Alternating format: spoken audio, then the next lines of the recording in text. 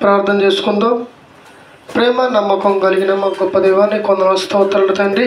గడిచిన దినాలంతట్లో నాయన మమ్మల్ని జ్ఞాపకం చేసుకొని కాచి కాపాడి తండ్రి, ఈ ఉదయకాల సమయంలో నాయన నీ పిల్లలతో కలిసి నీ మాటలు వినే భాగ్యాన్ని మాకు ప్రసాదించిన నీ కొందనాలు తండ్రి.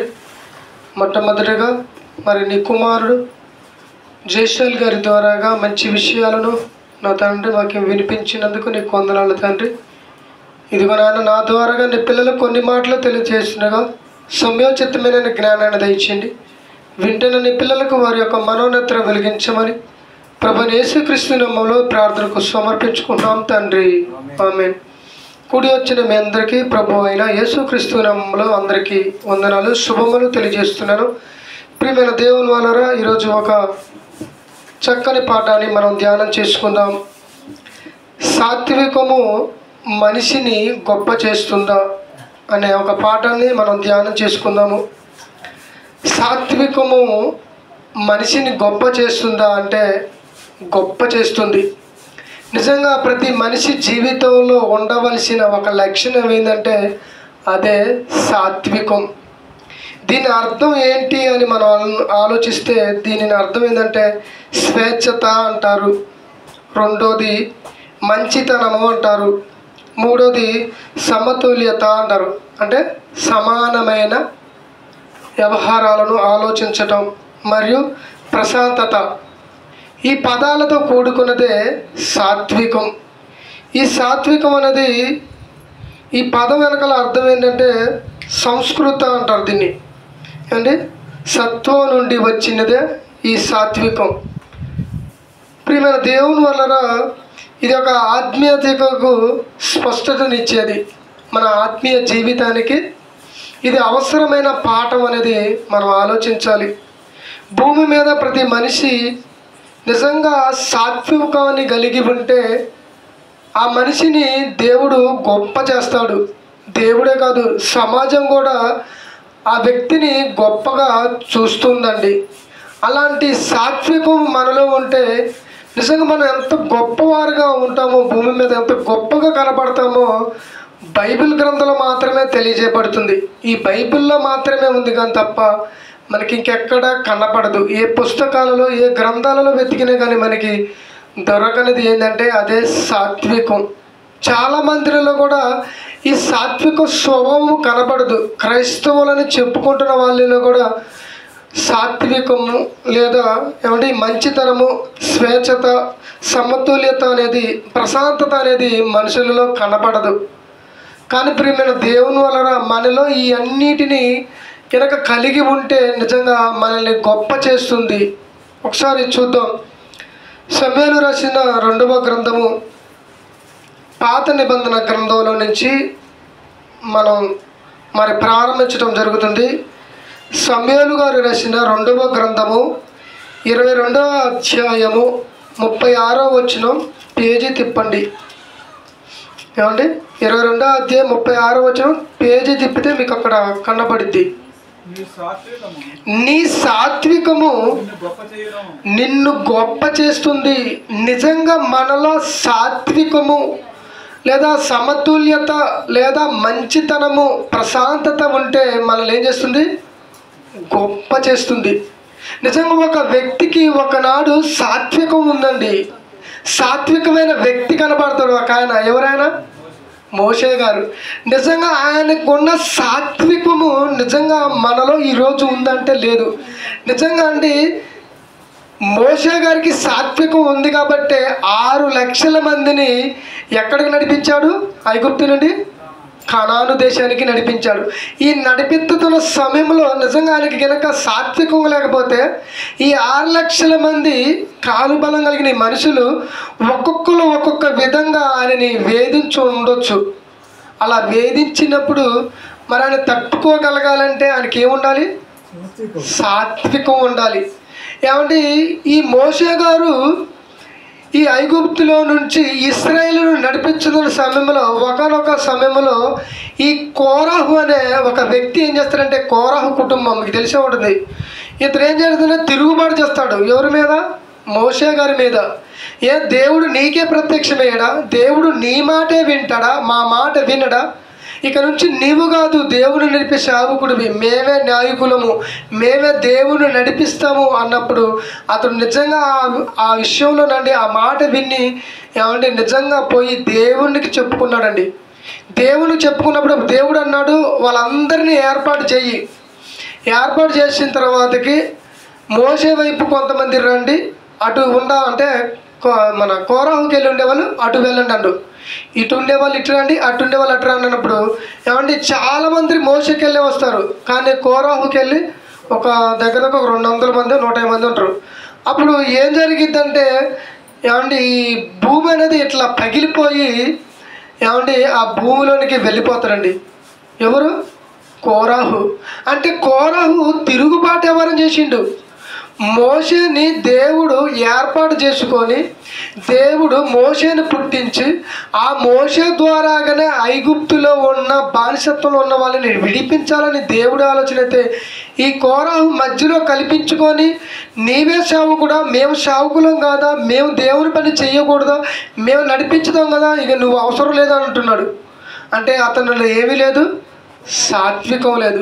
కానీ మోషే గారిలో సాత్వికంతో నిజంగా అతను అన్నా కానీ అవన్నీ పట్టించుకోకుండా దేవుడికి పోయి చెప్పుకుంటే దేవుడు నేను చూసుకుంటాను అతని సంగతి అని నిజంగా దేవుడికి అప్పగించాడు. చూడండి, మనం కూడా ఒక్కోసారి ఎవరిదైనా గొడవ పెట్టుకున్నప్పుడు మనం ఏం చేయాలి తెలుసా? దేవుడికి అప్పగించాలే కానీ తప్ప మనం ఎదురు వాదన వాళ్ళతో పెట్టుకోకూడదు.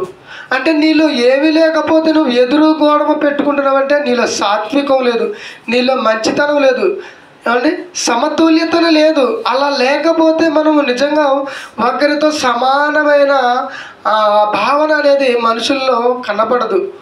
కాబట్టి ప్రియ దేవుని వల్ల రోజు నిజంగా మరి ఆ సాత్వికం మనిషిని ఎంత గొప్ప చేస్తుందో, సాత్వికం వల్ల మనం ఏం చేస్తామో యేసు ప్రభువారు మరి ఆయన ఉన్న కాలంలో ఒక మాట చెబుతున్నాడు.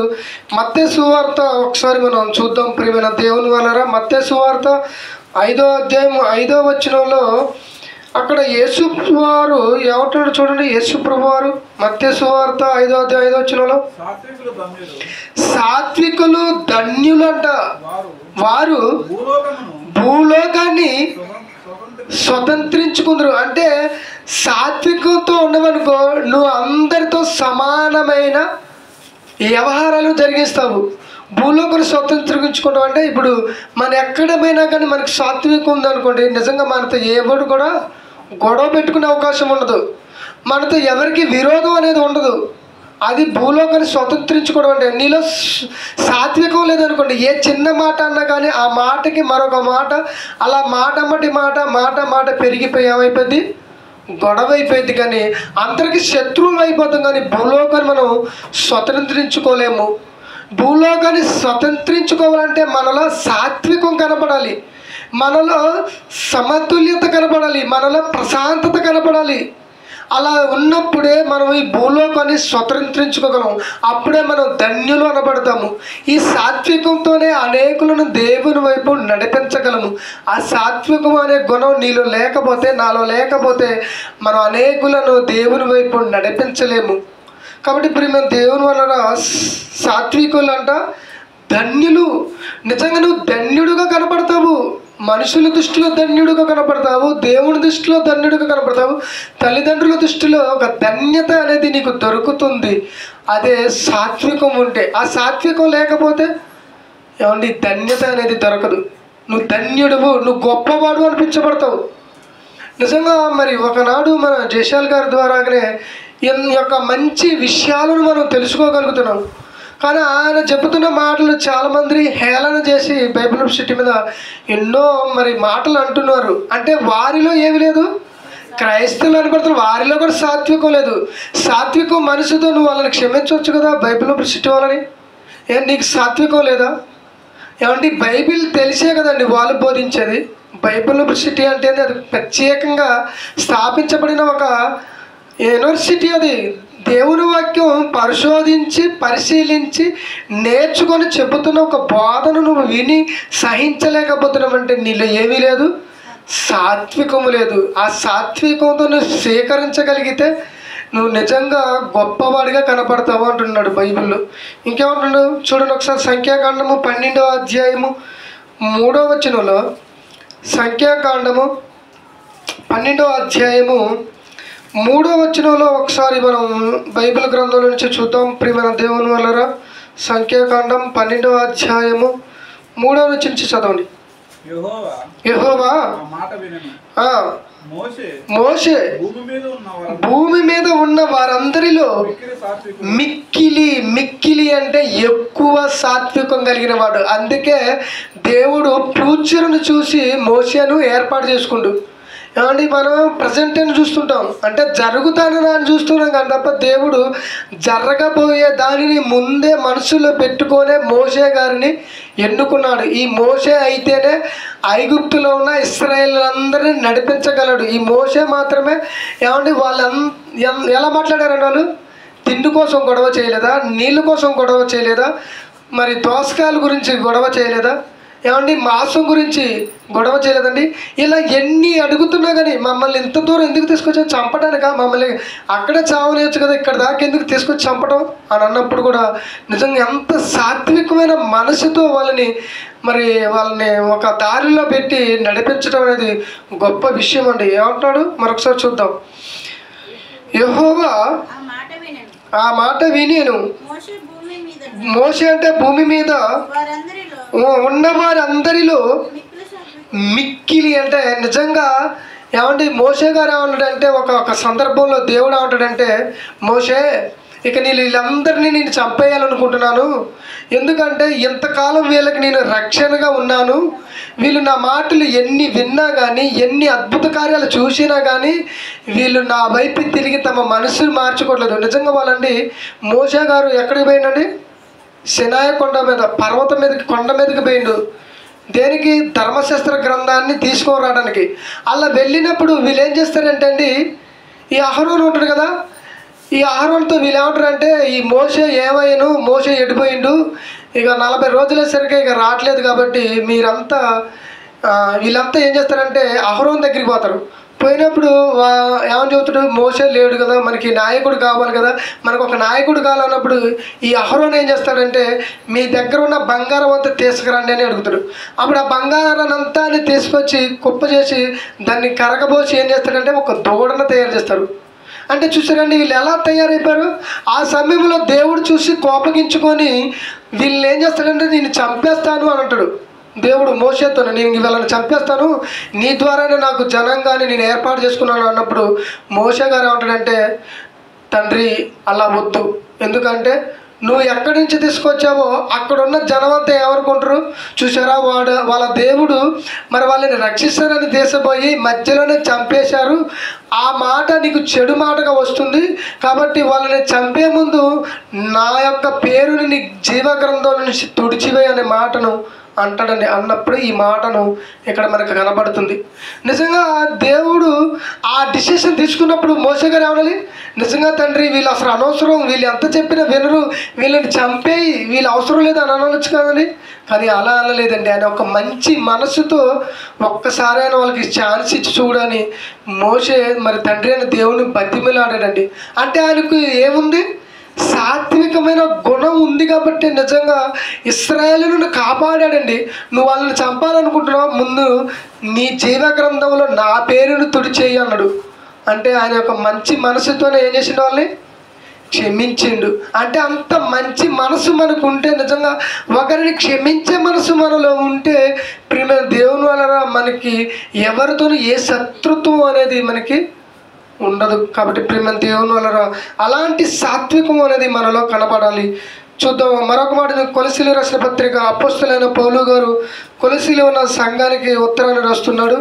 కొలసీలు రాసిన పత్రిక 3వ అధ్యాయము 12వ వచనంలో అపోస్తలుడైన పౌలు గారు ఒక మాటను తెలియజేస్తున్నాడు. ఒకసారి ఈ సమయంలో చూద్దాం. కొలసీలు రాసిన పత్రిక 3వ అధ్యాయము 12వ వచనం. ఇక్కడ ఏమని చెబుతున్నాడు చూడండి, ఒక్కొక్క విషయాన్ని తెలియజేస్తున్నాడు. కాగా దేవుని చేత ఏర్పరచబడిన వారును పరిశుద్ధులను ప్రియులైన వారికి తగినట్లుగా ఉండాలి. మనం దేవుని చేత ఏర్పరచబడ్డాము మనము, కాబట్టి మనం పరిశుద్ధులందరితో ఎలా ఉండాలి? తగినట్టుగా ఉండాలి అంటున్నాడు. తగినట్టుగా ఉంటూ మీరు జాలిగల మనసును, దయాలత్వమును, వినయమును, సాత్వికమును, దీర్ఘశాంతాన్ని ఇవన్నిటిని ధరించుకొని ఉంటే నిజంగా మనమంతా భూమి మీద గొప్ప వాళ్ళండి. నిజంగా ఇలాంటివి మనలో ఉన్నాయని మనం ఒకసారి ఆలోచించుకోవాలి. పరిశుద్ధులందరితో మనం ఎలా ఉండాలి? ప్రియులైన వారు అన్నట్టుగా ఉండాలి, ప్రియులైనట్టుగా ఉండాలి అంటున్నాడు. అంటే జాలిగల మనసు. ఈరోజు ఎవరికి జాలి ఉంది చెప్పుంచండి, చెప్పండి ప్రియమైన దేవుని వల్ల. నిజంగా మనలో జాలి ఉంటే మనం ఒకరికి క్షమించగలుగుము. ఈరోజు దేవుడు నమ్ముకుంటున్న వాళ్ళు, చెప్పుకుంటున్న వాళ్ళు కూడా సంఘాలలో అంటే ఒక సహోదరు అంటే మన ఒక సహోదరు మీద జాలి ఉండదు. ఏమండి, ఒక సహోదరుడు ఏదన్నా మాట అన్నాడంటే నీ జాలిగా మనసుతో నువ్వేం చేయాలి? క్షమించాలి. అందుకని యేసు ప్రభువు వారిని అపోస్తలుడైన పేతురు గారు ఏమన్నాడంటే, అయ్యా నా సహోదరుడు నా విషయంలో తప్పుదేమి చేస్తే నేను ఎన్నిసార్లు క్షమించాలి అంటే యేసు ప్రభువు వారు అన్నాడంటే 70 సంవత్సరాల వరకు నువ్వు క్షమించుకుంటూ పోతూనే ఉండాలను. అంటే నువ్వు సచ్చినంత కాలం క్షమించాలి. నీ విషయంలో లేదా నా విషయంలో మీరు పొరపాటు చేసినా, మీ విషయంలో నేను పొరపాటు చేసినా అంటే క్షమించగలిగే జాలి కలిగిన మనసు అదే అంటున్నాడు. మరొకసారి చూద్దాం ఏమంటున్నాడు. కాగా దేవుని చేత ఏర్పరచబడిన వారును, పరిశుద్ధులను, ప్రియులైన వారికి. ఏమండి, దేవుని పరిశుద్ధులు ప్రియులైన వారు. వాళ్ళే మనకి బంధువులు, వాళ్ళే మనకి ఆత్మీయులు. వాళ్ళతో ఎలా ఉండాలి?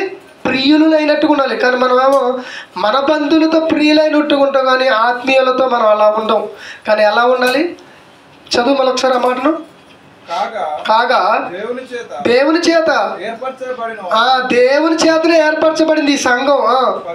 పరిశుద్ధులను, ప్రియులైన వారికి తగినట్లుగా మీరు జాలిగల మనసును, దయాలత్వమును, వినయమును, సాత్వికమును, దీర్ఘశాంతమును ఇవన్నీ ధరించుకోవాలి. చూసారండి ఎన్ని చెబుతున్నాడండి. వినయం ఉండాలి, వినయం చూపించాలి. ఈరోజు చాలామందికి వినయం ఉండదండి, విధేయత ఉండదండి, సాత్వికం ఉండదండి, ఇంకేముండదు? దీర్ఘశాంతం. నిజంగా దేవుడు కూడా దీర్ఘశాంతంతోనే ఉన్నాడండి. నోవాహు గారి కాలంలో నిజంగా మరి నోవాహు గారి ద్వారా ఏం చెప్పాడంటే, అయ్యా నువ్వు ఒక్కసారి వెళ్ళి ఈ ప్రజలకి ప్రకటించుకుంటూ నువ్వేం చేయాలి తెలుసా? నీ ఓడను సిద్ధం చేసుకున్నాడు. ఆ ఓడ సిద్ధం చేసేసరికి ఎన్ని రోజులు పట్టి ఉంటుంది చెప్పండి? ఆ ఓడ తయారు చేసుకుని అన్ని సంవత్సరాలు కూడా ఏం చేసిన ఆయన దీర్ఘశాంతంతోనే కాపాడిన వాళ్ళని. అన్ని రోజులు కాపాడి చివరిగా ఓడ తయారైపోయింది, వాళ్ళు రాలేకపోయారు. అప్పుడు కానీ వాళ్ళని చంపేసిండు. అంటే ఎంతకాలం బట్టి ఉంటుంది ఓడ తయారు చేయాలంటే? 1 నెల, 2 నెలల, 3 నెలల, 5 నెలల, సంవత్సరం. చూసారండి, అన్ని రోజులు కూడా ఆయన ఓపికతో ఏం చేసిండు? వాళ్ళని సహించిండు. ఎవరిని? దేవుడు మనుషులను. నిజంగా వాళ్ళను చూసి ఆయన హృదయంలో నొచ్చుకున్నాడంటండి. తండ్రి అయిన దేవుడు ఆయన హృదయంలో నొచ్చుకున్నా కానీ, ఆయన బాధపడ్డా కానీ, నా పిల్లలకి ఒక్కసారైనా నా మాటలు వినిపించాలని నోవాహు గారి ద్వారాగా వినిపించాడండి. నిజంగా ఈరోజు ఎంతోమంది సేవకుల ద్వారాగా ఎంతోమందికి దేవుని మాటలు అందించుతూనే ఉన్నాడండి. ఏమండి, మరి దేవుని ఒకనాడు వీళ్ళు మరణించిన తర్వాతకి దేవుని కొసిరేసే అవకాశం వాళ్ళ దగ్గర లేదండి. ఎందుకంటే ఏదో ఒక రూపంలో ఏమంటే ఈరోజు మన దగ్గర స్మార్ట్ మొబైల్ ఉంది కాబట్టి ఈ మొబైల్ ద్వారాగా ఎంతోమంది దేవుని వాక్యాన్ని తెలియని వాళ్ళు కూడా తెలియజేస్తున్నారు. వాళ్ళు విని కూడా చూసి కూడా వాళ్ళు మారట్లేదంటే నిజంగా వాళ్ళు ఒకనాడు చనిపోయిన తర్వాతకి అబ్రహాం గారి దగ్గరికి ఎలాగైతే అబ్రహాము ఉన్న ఆ స్థానంలోకి ధనవంతుడు వెళ్ళిపోయాడు కదండి. అబ్రహాం గారు ఎక్కడున్నాడు? పరదేశంలో ఉన్నాడు. ధనవంతుడేమో పాతాళంలో ఉన్నాడు. అప్పుడు పాతాళంలోని బాధపడుతూ అడుగుతున్నాడు, ఏమని? తండ్రివేన అబ్రహామా, నా ఎందుకు కనికరపడు అన్నాడు. ఈరోజు చచ్చిపోయిన ప్రతి మనిషి కూడా అలాగనే అడగాల్సి వచ్చిన పరిస్థితి. అప్పుడు అబ్రహాం గారు అంటాడు, నీ దగ్గరికి వాక్యం వచ్చింది నాయన, కానీ నువ్వే దానిని ఏం చేయలేదు, పట్టించుకోలేదు. కాబట్టి ఇప్పుడు మేము దేవుని వలన మనలో ఆ సాత్వికం అనేది ఉండాలనేది ఇక్కడ దేవుని యొక్క ముఖ్య ఉద్దేశం. ఒకసారి తిమోతి మొదటి పత్రిక 6వ అధ్యాయము 11వ వచనాన్ని చూద్దాం. ఒకసారి తిమోతి పత్రిక మొదటి పత్రిక 6వ అధ్యాయం 11వ వచనంలో కూడా అక్కడ అపోస్తులైన పౌలు గారు మరొక మాటను ఇక్కడ మనకి కనపరుచుతున్నాడు. దైవజనుడా అంటే దేవుని దాసుడికి చెబుతున్నాడు, దేవుని సేవకుడు లేదా పాస్టర్. నీవైతే వీటిని విసర్జించి నీతిని, భక్తిని, విశ్వాసమును, ప్రేమను, ఓర్పును, సాత్వికమును సంపాదించుకుటకు ప్రయాసపడును. వేటిని విసర్జించమంటుండు 10వ వచనంలో చెబుతున్నాడు, సేవకుడికి చెబుతున్నాడు 10వ వచనంలో. చదువు. ఎందుకనగా ధనాపేక్ష సమస్తమైన కీడులకు మూలము, కొందరు దానిని ఆశించి విశ్వాసం నుండి తొలగిపోయి నానా బాధల చేత తామును తాము పొడుచుకున్నరి. కాబట్టి దైవజనులకు చెబుతున్నాడు, ఎక్కువగా దైవజనులే కదండి ఈ ధనాన్ని సంపాదించుకున్నది, దేవుడు పేరు అడ్డు పెట్టుకొని. కాబట్టి దైవజనుడా నీవైతే వీటిని విసర్జించి నువ్వేమని ధరించుకోవాలి? నీతి ధరించుకోవాలి. నీతి అనగా వాక్యాన్ని ధరించుకోవాలి. ఆ తర్వాతకి భక్తిని ధరించుకోవాలి. ఆ తర్వాతకి విశ్వాసం ఉండాలి, ప్రేమ ఉండాలి, ఓర్పు ఉండాలి, సాత్వికం ఉండాలి. చూసారండి, ఇక్కడ కూడా సాత్వికం కనబడుతుంది. మనలో ఓర్పు కనబడాలి. అంటే ఓర్పు అంటే ఇప్పుడు మీరు ఏదైనా ఒక మాట అన్నారు అనుకోండి, ఓర్చుకోగలగాలి. నేను మిమ్మల్ని ఏదైనా మాట అనుకోండి, ఓర్చుకోగలగాలి. అదే ఓర్పు అనమాట. కష్టాలలో కూడా ఓర్చుకోగలగాలి. ఇప్పుడు మన యోబు గారుండు, ఆయన ఎంతగా ఓదార్పు పడినాడని. నిజంగా ఆయనకి ఎన్ని బాధలు కష్టాలు వచ్చి తన శరీరం కూడా పాడైపోయినా కానీ ఓర్చుకోగలిగిండు. అదే ఓర్పు అంటాడు. ఆ ఓర్పు, ప్రేమ. ఏమంటే మనలో నిజంగా సహోదరుల పట్లే ప్రేమ కాదు, ఇతరులపైన కానీ ప్రేమ చూపించాలి. ఆ ప్రేమను బట్టి మనం వాళ్ళని దేవుని సన్నిధిలోనికి నడిపించగలం. ప్రేమగా పలకరించడం, ప్రేమగా మాట్లాడటం, ఏమంటే ప్రేమగా వాళ్ళని దగ్గర చేర్చడం, వాళ్ళని దేవునిలో మనం నడిపించగలం. ఇంకా ఉన్నాడు విశ్వాసం అంటే నమ్మకం. అంటే చాలామందికి దేవుడి పైన సరిగ్గా నమ్మకం అనేది ఉండదండి. నాకు ఇది జరిగిద్దా, నాకు ఈ రోగం పోయిద్దా, నిజంగా నేను దేవుళ్ళు నిలబడగలుగుతానా, ఇలాంటివి విశ్వాసం, నమ్మకం అనేది మరి మనలో ఉండాలి అంటున్నాడు. ఇలా గనక మనం ఉండి ఆ సాత్వికాన్ని ధరించుకోగలిగితే నిజంగా మనం దేవునిలో గొప్పగా నిలబడగలుగుతాము. అనేకులకి కూడా మనం గొప్పగా కనపడతాము.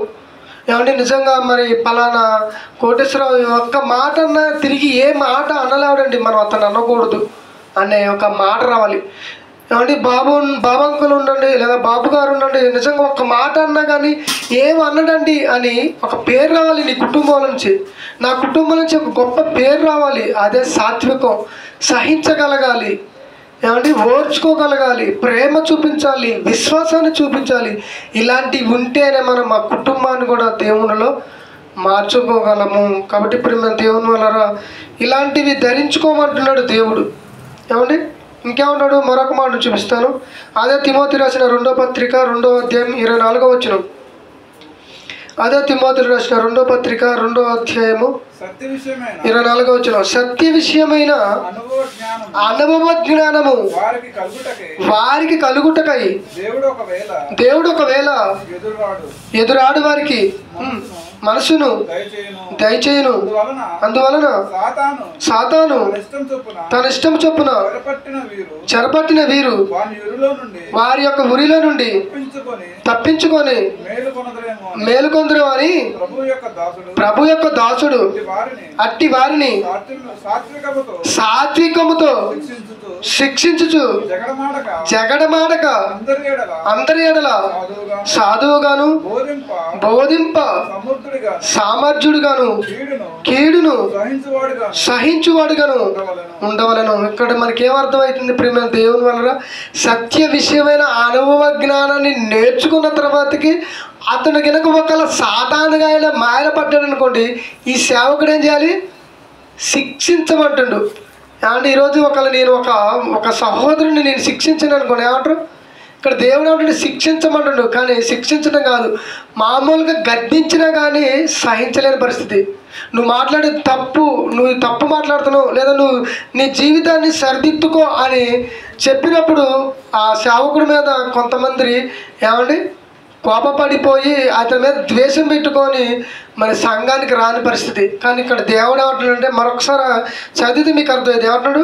సత్య విషయమైన అనుభవ జ్ఞానము వారికి కలుగుటకై దేవుడు ఒకవేళ ఎదురాడు వారికి మారు మనసును దయచేయును.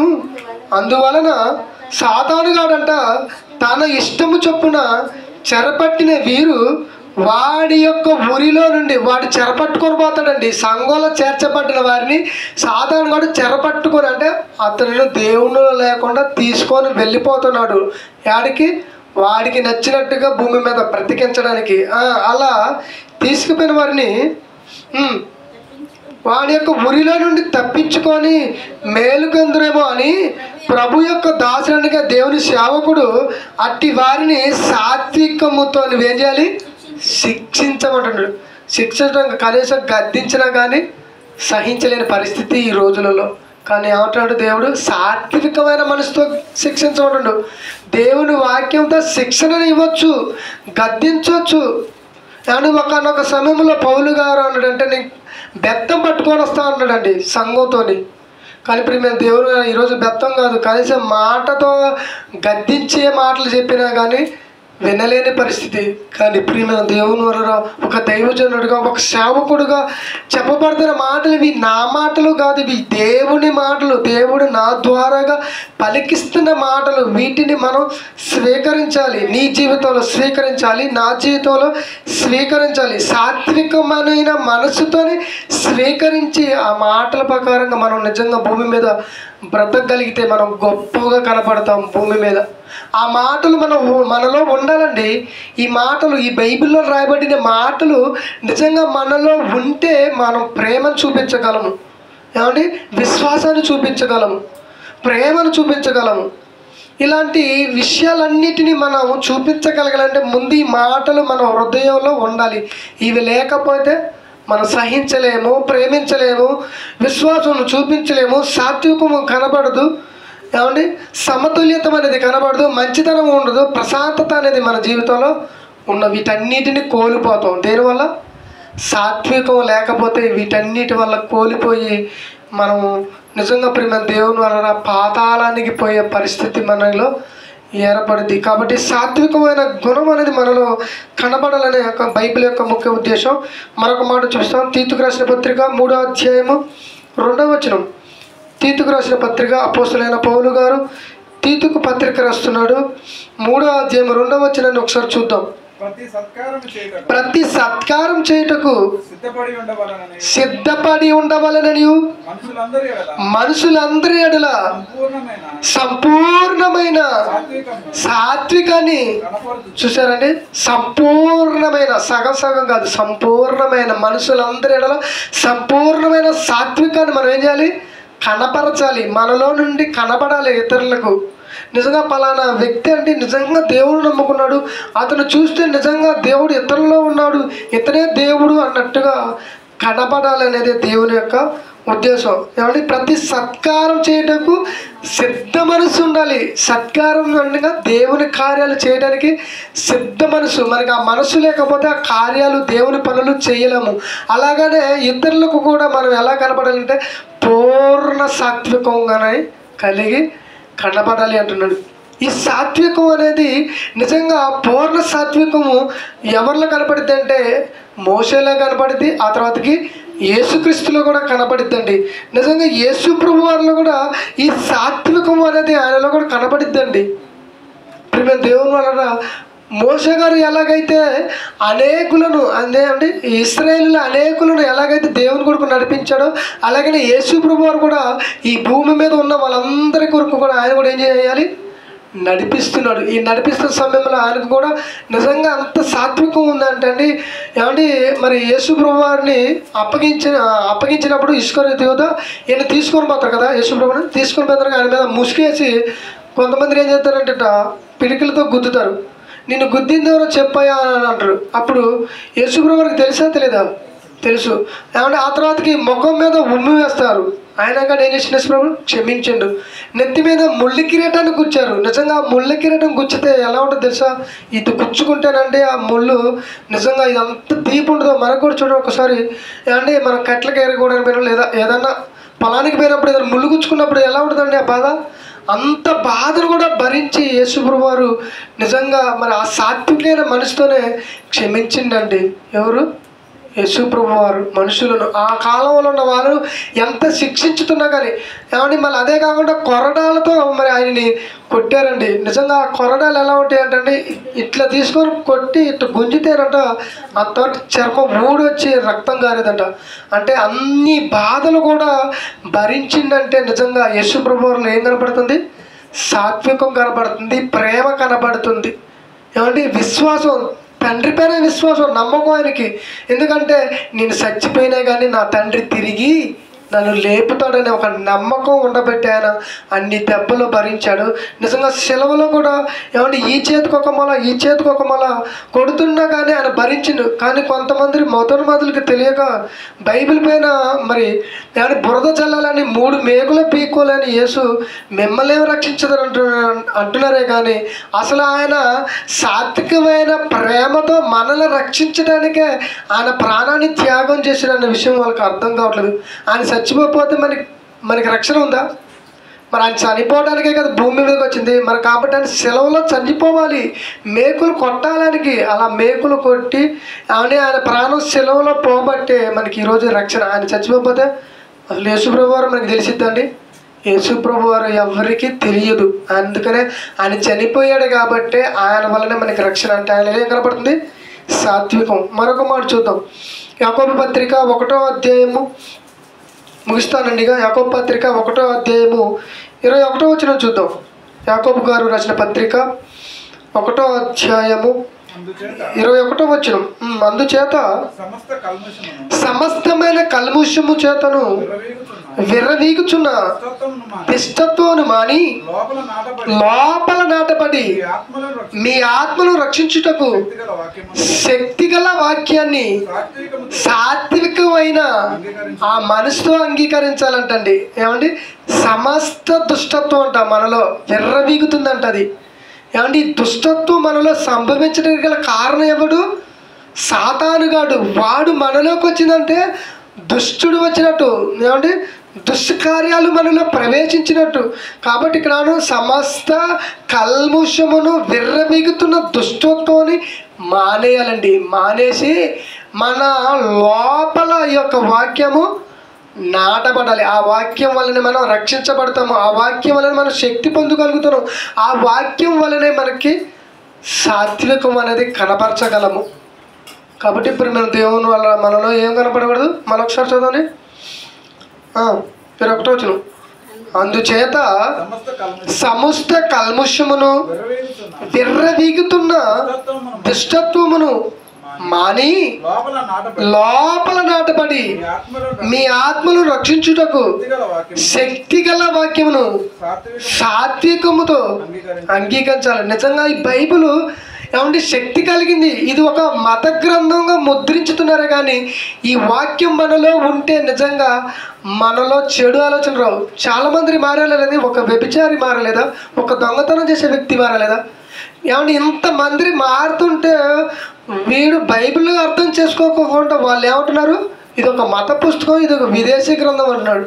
ఏమంటే మరి విదేశీ పుస్తకం అయితే ఈ దొంగతనం చేసే వ్యక్తి మానేయాలనే ఆలోచన ఎందుకు పుడుతుంది? వ్యభిచారం చేసే ఆలోచన ఎందుకు పుడుతుంది చెప్పండి? ప్రియమైన ఎందుకు పుట్టకుండా ఉంటుంది అంటే ప్రియమైన దేవుని వల్ల అవి పుట్టకుండా ఉంటున్నాయి అంటే నిజంగా ఈ వాక్యంలో ఏముంది? శక్తి ఉంది. కాబట్టి పాపం చేయకోకుండా భయముతో మనం భూమి మీద బ్రతకగలుగుతున్నాము. ఈ వాక్యము మనలో లేకపోతే ఎన్ని అబద్ధాలైనా ఆడతాము, ఎన్ని మోసాలైనా చేయగలుగుతాము, ఎంతమందినైనా దోచుకోగలుగుతాము. ఏమండి? కాబట్టి ప్రియమైన దేవుని వాక్యంలో ఏముంది? శక్తి ఉంది. అంటే మనిషిని మార్చగలిగే శక్తి కాదు తప్ప మతాలు మార్చేది కాదు ఇది బైబిల్. ఏంటిది? మనుషుల యొక్క మనసును మార్చేదే ఈ బైబిల్. ఆ యొక్క చెడు దుష్టత్వం నుండి మళ్ళించి దేవుని కొరకు బ్రతికించేదే ఈ యొక్క బైబిల్ యొక్క ఆలోచన. కాబట్టి మరొక మాట చూద్దాం.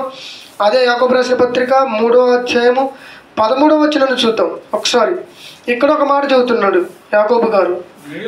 మీలో జ్ఞానము వివేకము గలవాడు ఎవడు వాడు జ్ఞానముతో కూడిన సాత్వికం గలవాడై తన యోగ్యమైన ప్రవర్తన వలన తన క్రియలను కనపరచవలను. జ్ఞానము ప్లస్ వివేకము. ఆ వివేకం గలవాడు ఎవడో వాడు జ్ఞానముతో కూడిన సాత్వికం. ఇది ఏమంటే ఈ సాత్వికం అనే పదము జ్ఞానముతో కూడిన, జ్ఞానం అనగా వాక్యముతో కూడిన ఈ సాత్వికం గలవాడు తన ప్రవర్తన వలన తన క్రియలను ఏం చేయాలి? కనపరచాలి. అంటే ప్రవర్తన, మన యొక్క మంచి ప్రవర్తన వలనే ఆ క్రియల రూపంలో కనపడతాయి. ఇప్పుడంటే మనం బైబిల్ను కూర్చునే అవకాశం ఉంది. కానీ ముందు రోజుల్లో ఇలా ఏమంటే ఈ బైబిల్ను బోధించే అవకాశము, కూడుకునే అవకాశం మనకి లేదనుకోండి.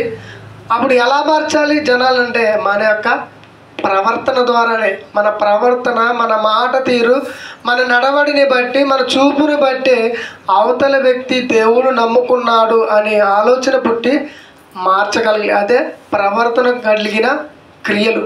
ఇలాంటి మరి సాత్వికం మనలో ఉంటే నిజంగా మనం ఎంతమందినైనా మార్చగలం. కాబట్టి ప్రియమైన దేవునిలో మనలో ఏం కనపడాలి? సాత్వికం కనపడాలి. చివరిగా ఒక మాటను చూసుకొని ఈ సమయంలో ముగించుకుందాం.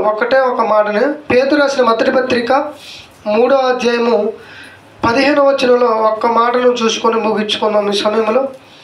పేతురు రాసిన పత్రిక ఏమంటే ఇక్కడ నిర్మలమైన మనసాక్షి గలవారమై మీలో ఉన్న నిరీక్షణను గూర్చి మిమ్మల్ని అడిగే హేతువాడు కలిగే ప్రతివానికి సాత్వికముతోను భయముతోను సమాధానం చెప్పుటకు ఎల్లప్పుడూ సిద్ధంగా ఉండి మీ హృదయముయందు క్రీస్తును ప్రభువుగా ప్రతిష్ఠించుకోండి. నిర్మలమైన మనస్సు, మన మనసులో కల్మషం ఉండకూడదు, మన మనసులో దుష్టత్వం ఉండకూడదు. నిర్మలమైన మనసు కలిగి హేతు అడుగు. ఎవరైనా అడిగారనుకోండి బైబిల్ ఎలా ఉంది, బైబిల్ తప్పు అండి అని అన్నప్పుడు సాత్వికమైన మనసుతో మనకి వాళ్ళకి ఏం చేయాలి? సమాధానం చెప్పాలి అంటున్నాడు. అంతేగాని వాడొక మాటని నువ్వొక మాటని, ఆయన ఒక మాటని నువ్వొక మాట అంటే అక్కడ సాత్వికం కనపడుతుంది. బైబిల్ గ్రంథంలో ఈ మాటలు అర్థం కాకుండా నిజంగా ఏమండి హిందువులైన వాళ్ళు ఉన్నారు కదా దేవుని నమ్మలో, వాళ్ళు ఒక మాట మనం లేదని అనుకోండి, మనం ఏం చేయాలి? సాత్వికమైన మనసుతో వాళ్ళకి సరిదిద్దాల్సినవి వాళ్ళ గ్రంథంలో ఉన్న తప్పులు ఎత్తుతున్నారు వీళ్ళు. అంటే మనం వాళ్ళ గ్రంథంలో తప్పులు ఎత్తుతే మన దాంట్లో తప్పులు ఎత్తుతారు. ఇక్కడ ఏమైపోతుంది? గొడవ పెద్దగా పెరిగి దేవుడికి అవమానకరంగా చేస్తున్నారా లేదా? అంటే ఇతరులు ఏమి లేదు, సాత్వికం లేదు. సాత్వికమైన మనసుతో అతనికి మరి బ్రదర్ మీరు అపార్థం చేసుకున్నారు, దీనిలో ఉన్న అర్థం ఇది కాదు, ఇది నీకు ఇలా అర్థమైంది కానీ ఇంకొక అర్థం ఏంటో నేను చెబుతానని అలా సాత్వికమైన మనసుతో ఒకరికి కనుక చెప్తే అతడు మారుతాడు. మన గ్రంథంలో తప్పు ఉందని ఆయన అన్నప్పుడు మీ గ్రంథాలు కూడా ఇది తప్పు ఉందని నువ్వు బయట పెట్టిన అనుకోండి, అప్పుడు ఏమైంది? 1కి 2 ఎక్కువైపోయి ఒకరినొకడు గొడవ పెట్టుకోవటం అయింది. ఏమంటే మనం చూస్తాం కదా యూట్యూబ్లో ఎన్ని గొడవలండి బాబు. నిజంగా రాత్రి కూడా చూసిన వాళ్ళకి త్రిత్వం పైన కానీ ఎన్ని గొడవలండి బాబు, ఎన్ని మాటలండి. ఏమంటే ఎన్ని పోస్టులు పెడుతున్నారు నిజంగా దేవుడి పైన. ఎందుకు ఎన్ని మాటలు అవసరం? మనకి సాత్వికమైన మనసు ఉండదు ఎవరికి? సాత్వికమైన మనసుతోని నిజంగా మనం ఒకళ్ళని మార్చేయడానికి ప్రయత్నించాలి. మనలో మనకే గొడవలు పెట్టుకుంటే మనమే ఏమండి ఒకరు మనం దూషించుకునే మాటలు మాట్లాడుకుంటే ఏమండి దేవుని నమ్మల వారిని మనం ఎలా మార్చగలం? మీదే కరెక్ట్గా లేదురా నాయన, మీరు మాకేం చెబుతారురా, ఒకసారి సెల్లో చూడు ఎట్లా మరి త్రిత్వం పైన ఆ దేవుని పైన ఎలా గొడవ పెట్టుకుంటారో ఒకసారి అది చూసి మీరు సరిదిద్దుకున్న కాడి తర్వాత నా దగ్గరికి రాండి అని వాళ్ళు చెప్పే అవకాశం ఉంటుంది. కాబట్టి ప్రేమ దేవుని మరి మంచి మనసుతో ప్రతి ఒక్కరూ సాత్వికం అనే గుణం ఉండాలని ఈ మాటలు తెలియజేస్తున్నాను.